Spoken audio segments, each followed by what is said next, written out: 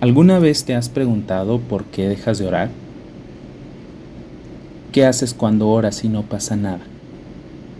¿O cuando la respuesta tarda? ¿Sigues orando? ¿Perseveras? Hoy terminamos nuestra serie de estudios sobre las parábolas, enfocándonos en la parábola de la viuda y el juez injusto que se encuentra en Lucas 18 de los versículos del 1 al 8. La parábola se nos fue dada para enseñarnos sobre la necesidad de orar siempre y no desmayar. Y la parábola dice así: había en una ciudad un juez que ni temía a Dios ni respetaba a los hombres. Había también en aquella ciudad una viuda, la cual venía a él diciendo: hazme justicia de mi adversario. Y él no quiso por algún tiempo. Pero después de esto dijo dentro de sí: aunque ni temo a Dios, ni tengo respeto a hombre, sin embargo, porque esta viuda me es molesta, le haré justicia, no sea que viniendo de continuo me agote la paciencia. Y el Señor dijo: oíd lo que dijo el juez injusto. ¿Acaso Dios no hará justicia a sus escogidos que claman a él día y noche? ¿Se tardará en responderles? Os digo que pronto les hará justicia. Pero cuando venga el Hijo del Hombre, ¿hallará fe en la tierra? Yo creo que para poder aprender cuán necesario es orar, nosotros debemos de tener una adecuada visión de lo que la oración es. Algunas personas piensan que la oración es simplemente hablar con Dios, pero esa es una definición bastante simplista. Una de las definiciones más útiles sobre la oración que yo he encontrado es la del pastor John Bunyan. Él escribió: la oración es abrir el corazón o el alma a Dios en una forma sincera, sensible y afectuosa por medio de Cristo y con la ayuda del Espíritu Santo, para cosas como las que Dios ha prometido o que son conforme a la palabra de Dios, para el bien de la iglesia, sometiéndonos en fe a la voluntad de Dios. Personalmente creo que cada elemento de esta definición es profundamente bíblico y correcto, y cada vez que hable de la oración estaré refiriéndome a esta definición de Bunyan para tenerlo presente simplemente.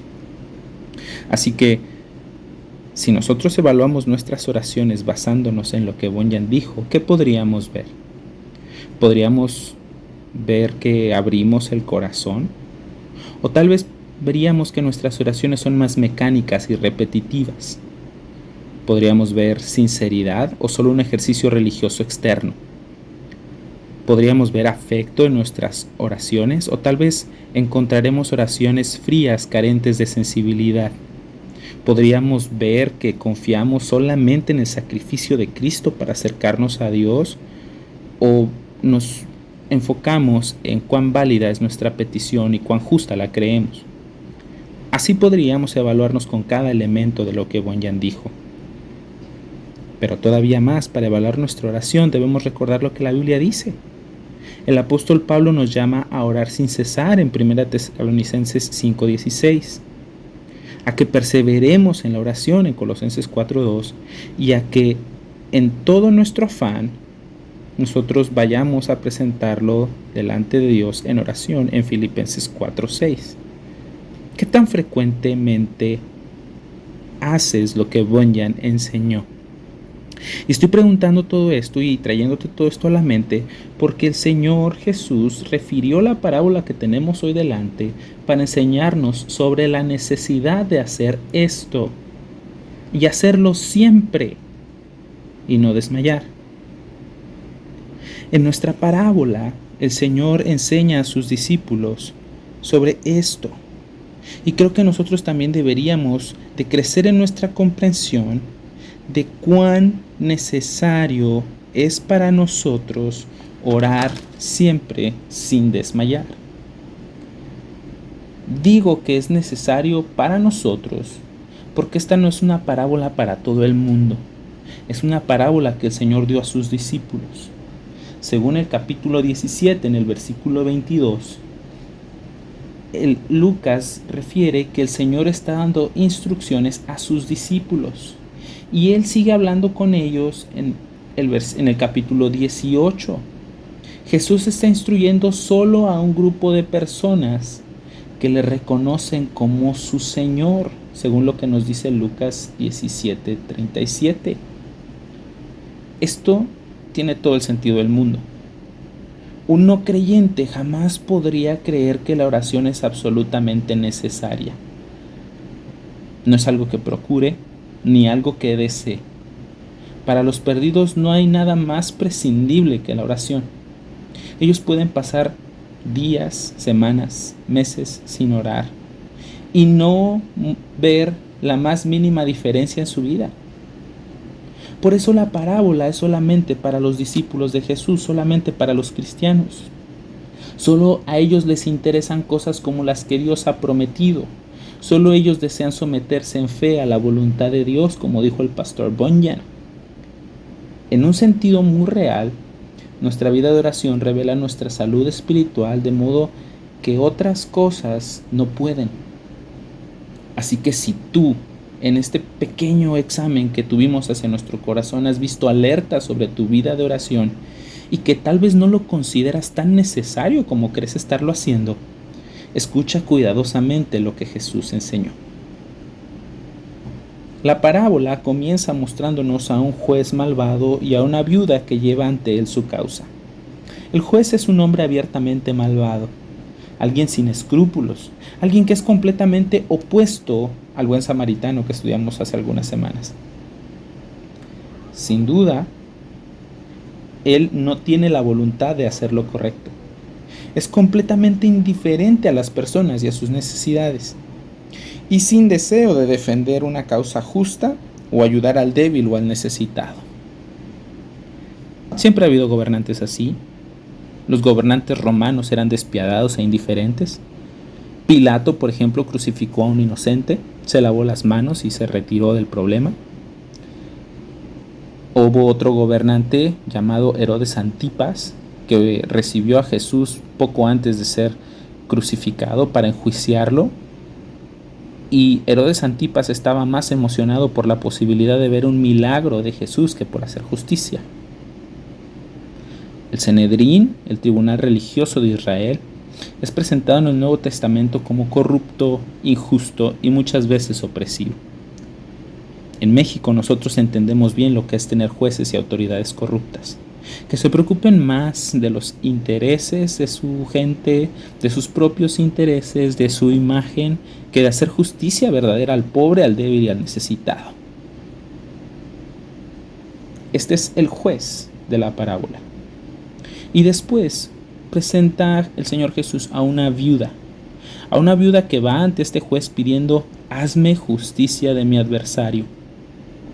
Ella había sido víctima de algún crimen o de alguna injusticia. Ella no tenía a nadie más que pudiera ayudarle. Ella no buscaba un favor, ella no estaba buscando misericordia. Ella tampoco estaba buscando un trato especial, ella simplemente quería justicia. Y la ley de Moisés explica claramente que los gobernantes deben de ser cuidadosos de los desprotegidos, especialmente de las viudas y de los huérfanos y de los extranjeros.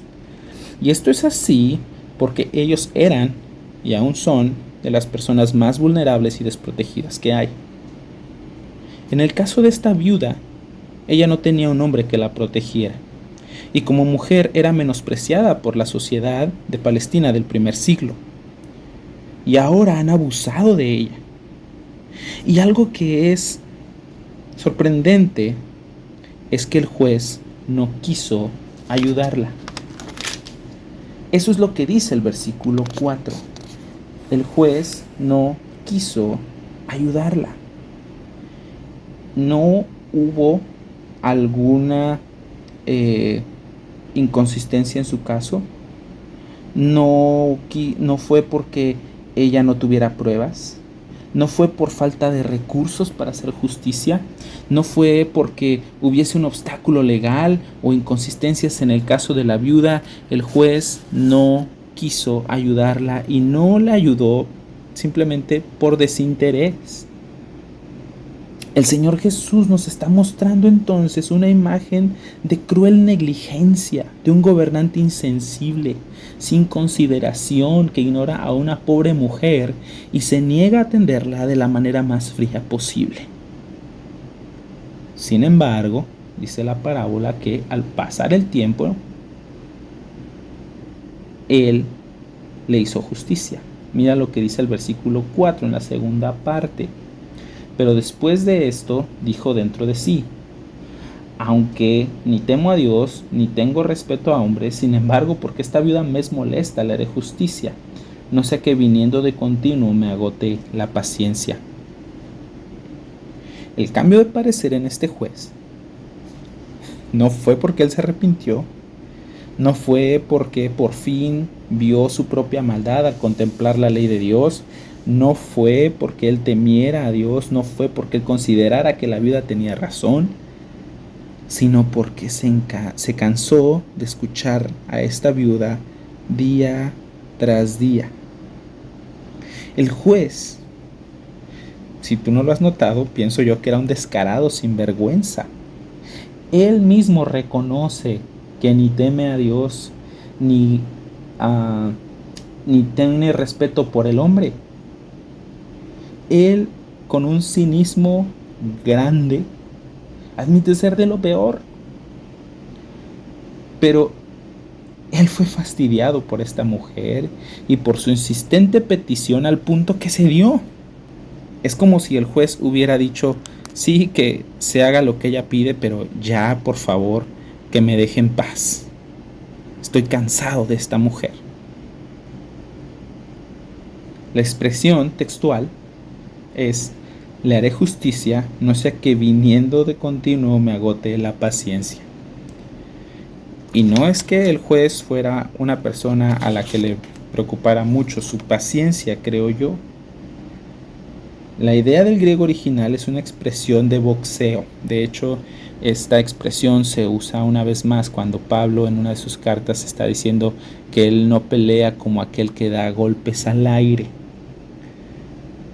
Esa es la otra parte de la Biblia donde se presenta esta expresión, que es una expresión del boxeo que indica que te están pegando en el ojo. Entonces, lo que está pasando aquí con el juez injusto, otra vez, no es que él desea ser súper paciente, no es que él le importa ser ecuánime y mostrar dominio propio. Lo que pasa es que las constantes peticiones de la viuda ya eran un dolor de cabeza para él. Él ya estaba fastidiado, estaba harto de esta mujer. Y entonces, ¿por qué Jesús nos enseña esta parábola?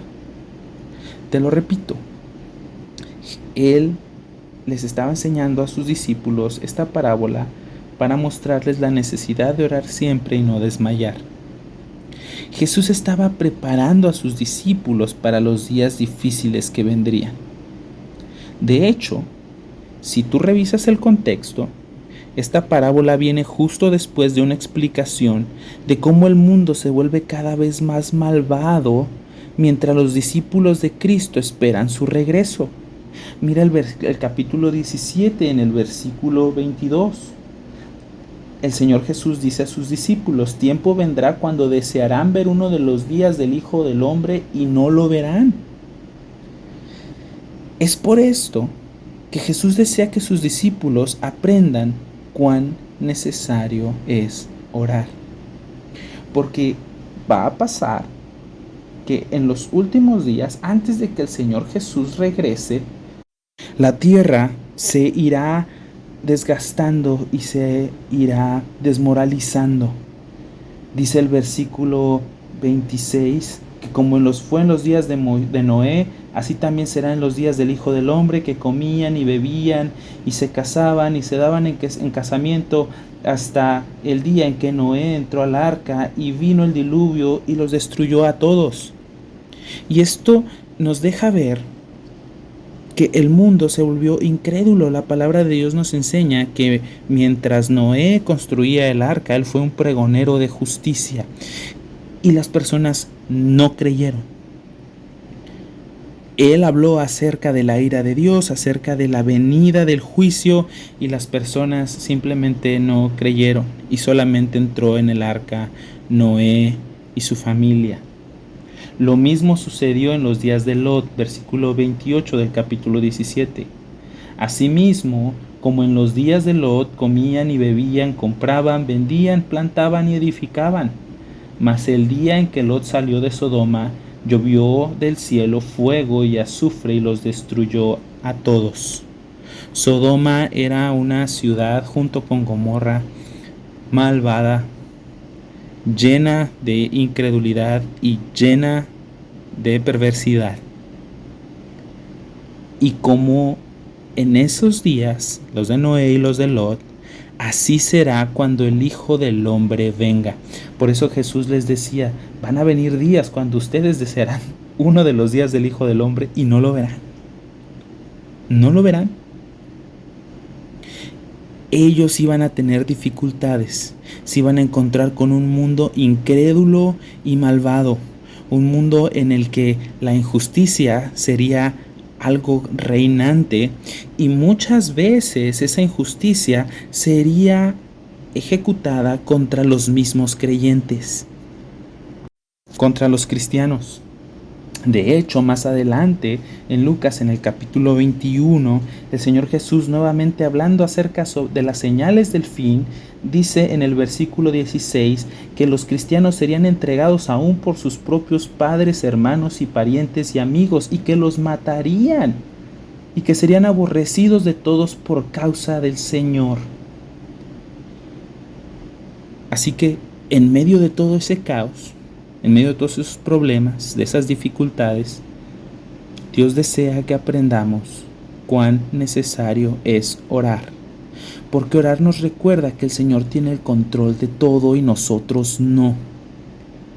Él ha dispuesto los tiempos y las circunstancias de su regreso, y aunque a primera vista pareciera que el mundo está completamente fuera de la voluntad de Dios, que el mundo es un caos, Él sigue llevando el mundo hasta ese día cuando Él establezca su reino en plenitud para siempre.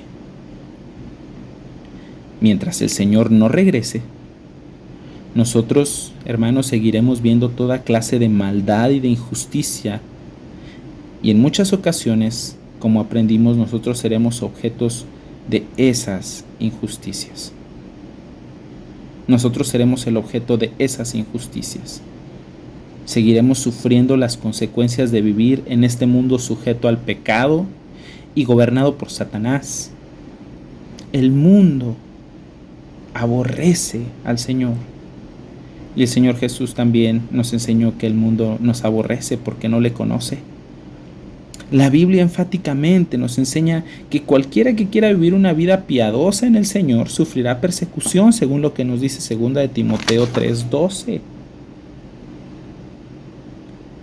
Entonces, nosotros debemos de tener claro que para nosotros en este tiempo y todavía mucho más en el futuro será absolutamente y es absolutamente necesario orar. Porque hoy la palabra de Dios es objeto de burla, de censura con el visto bueno de nuestra sociedad y de nuestros gobernantes. Incluso en nuestra ciudad o en Estados Unidos, que puede considerarse un país cristiano, aquellos cristianos que son fieles son rechazados y oprimidos. En Asia y África y en México, especialmente en el sur, muchos cristianos viven bajo el peligro constante de morir por su fe, y miles de cristianos cada día son asesinados por su fe. Y muchos de nosotros tenemos circunstancias difíciles que son parte de vivir en este mundo caído. Algunas veces nuestras autoridades nos tratan con injusticia, algunas veces somos rechazados, algunas veces somos tratados mal sin razón. Pero en estas circunstancias que parecen como si alguien nos estuviera haciendo una injusticia, como si alguien estuviera abusando de nosotros, el Señor nos recuerda que sus caminos son más altos que los nuestros y que algunas veces Él no responderá de la manera en la que nosotros esperamos, pero sí lo hará de la mejor manera, según su santidad y su justicia perfecta. Y ese es el punto de esta parábola. Mira, Nuevamente, si puedes regresar conmigo ahí a Lucas 18, mira los versículos 5 y 6. Sin embargo, dice el juez injusto, porque esta viuda me es molesta, le haré justicia, no sea que viniendo de continuo me agote la paciencia. Y el Señor dice, oigan lo que está diciendo el juez injusto. Versículo 7. ¿Acaso Dios no hará justicia a sus escogidos que claman él día y noche? ¿Se tardará en responderles? La respuesta es no. Y el versículo 8 subraya y dice, les digo que pronto les hará justicia.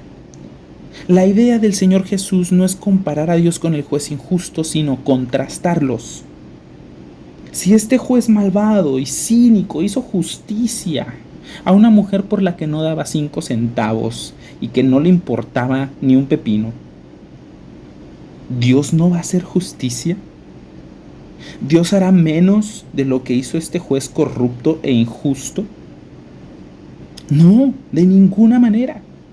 Aunque pareciera que Él está cerrando sus oídos a veces a nuestras situaciones, aunque parece que el mundo está rodando sin que vaya alguien que lo controle, aunque a veces parezca que nosotros estamos padeciendo de manera injusta sin que el Señor intervenga, podemos confiar que el Señor es bueno y que va a hacer justicia, y todavía más, que Él hará justicia pronto, como dice el versículo 8.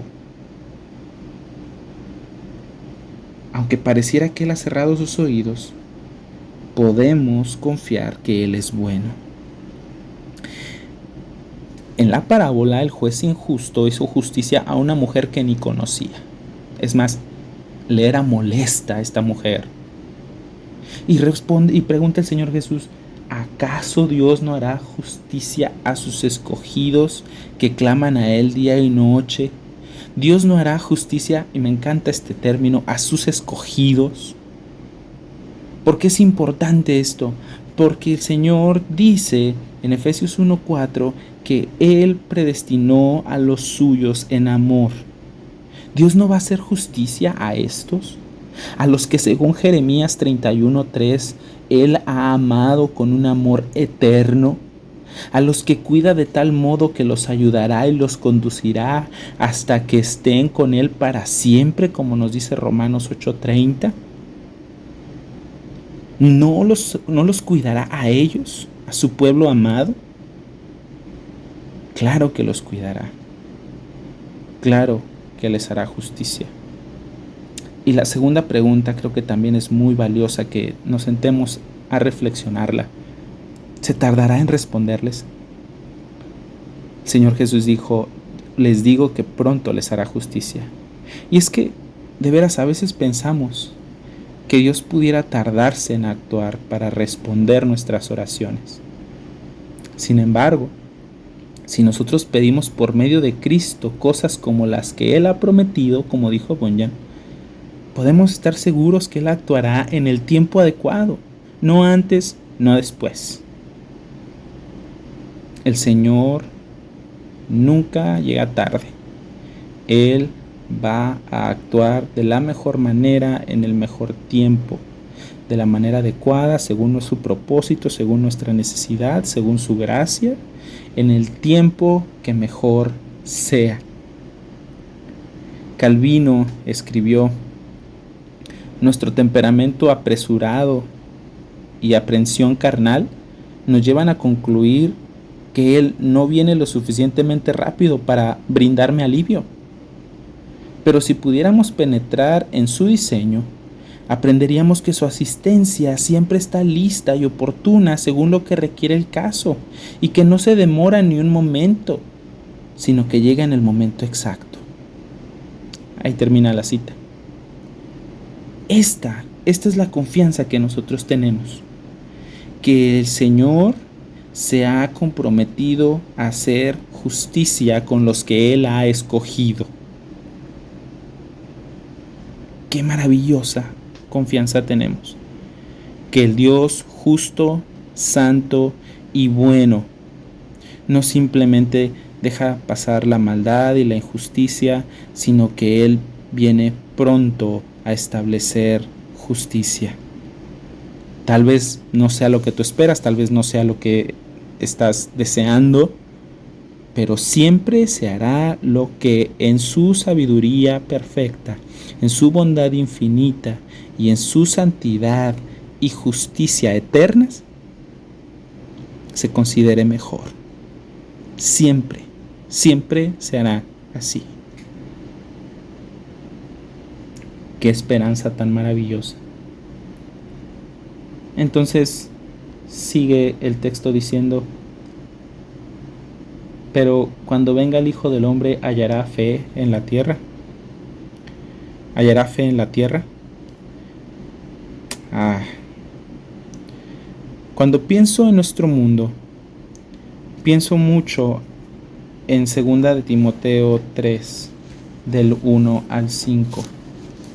Nuestro mundo se parece mucho a esa clase de mundo.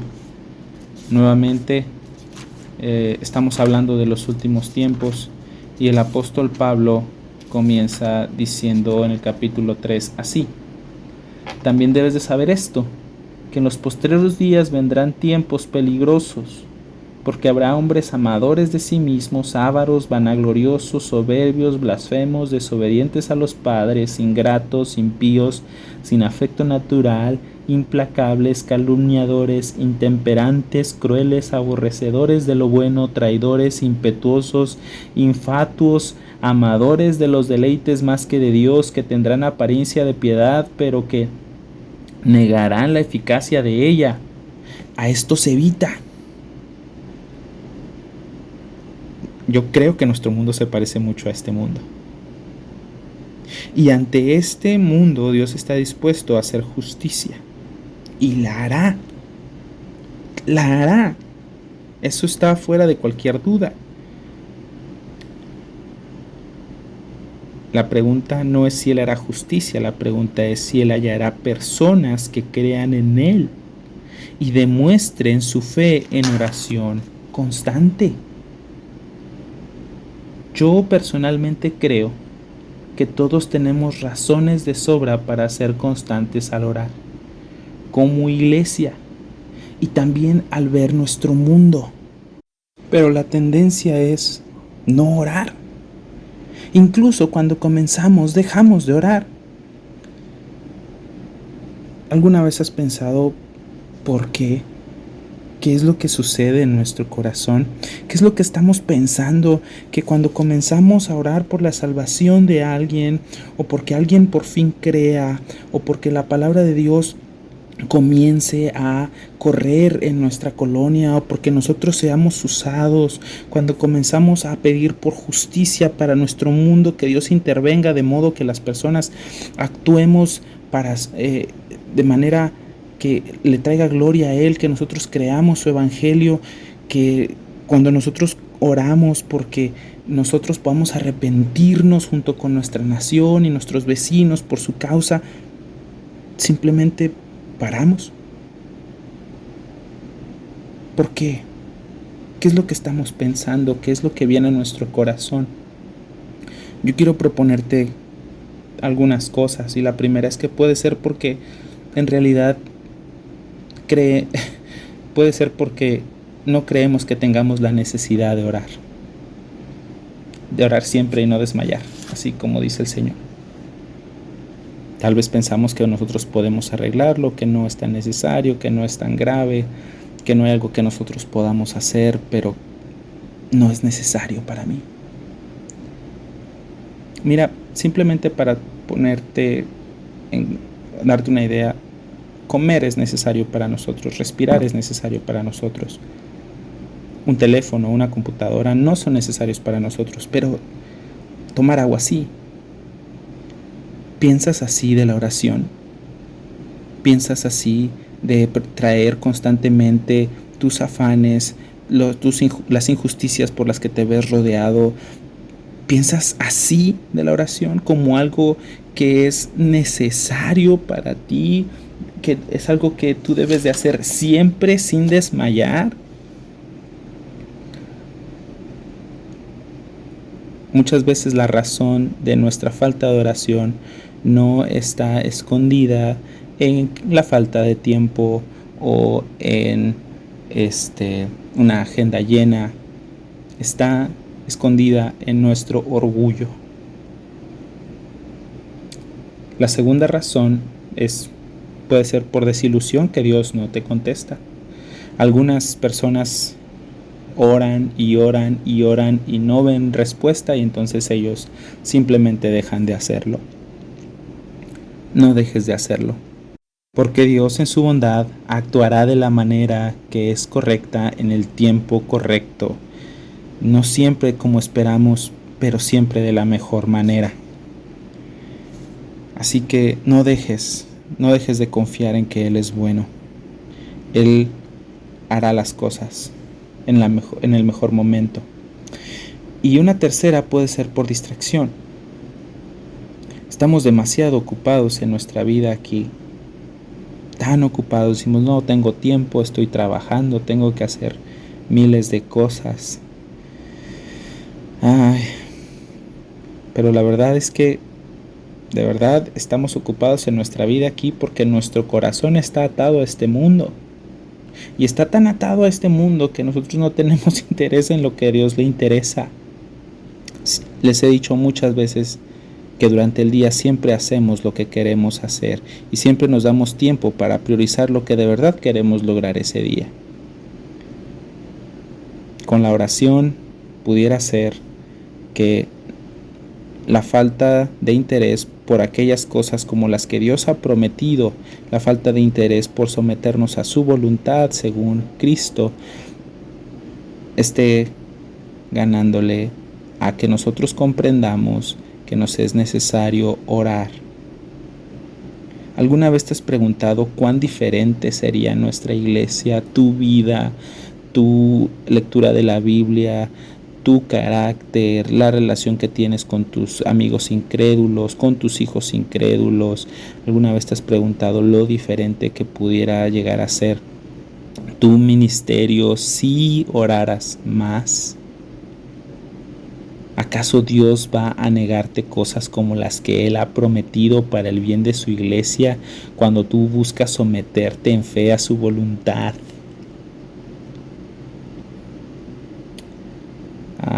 Al final, hermanos, el mejor aliciente, el mejor motivador para orar no es obtener lo que nosotros queremos, sino que Dios hará justicia.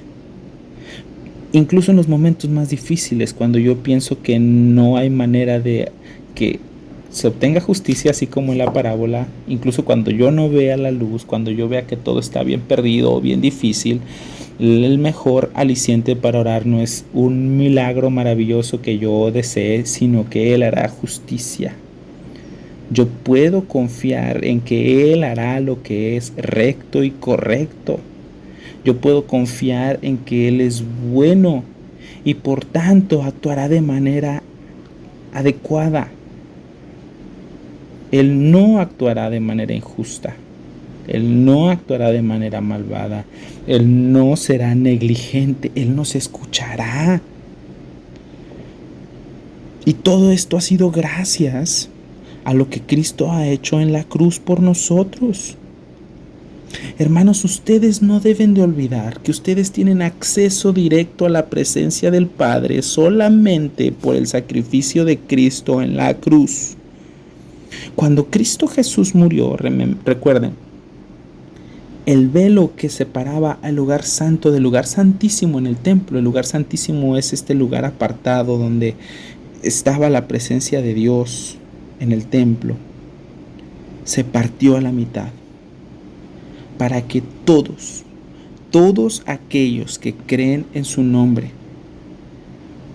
pudieran ser hechos hijos de Dios, ser portadores de su espíritu y por tanto acercarse a Él con confianza.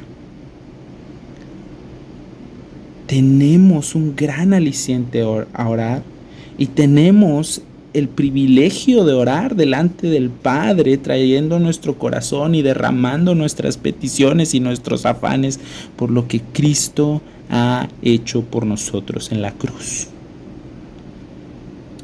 De verdad que nos es mucho más necesario aprender el inmenso valor de la oración y cuán necesario es para nosotros aprender a orar todo el tiempo sin desmayar.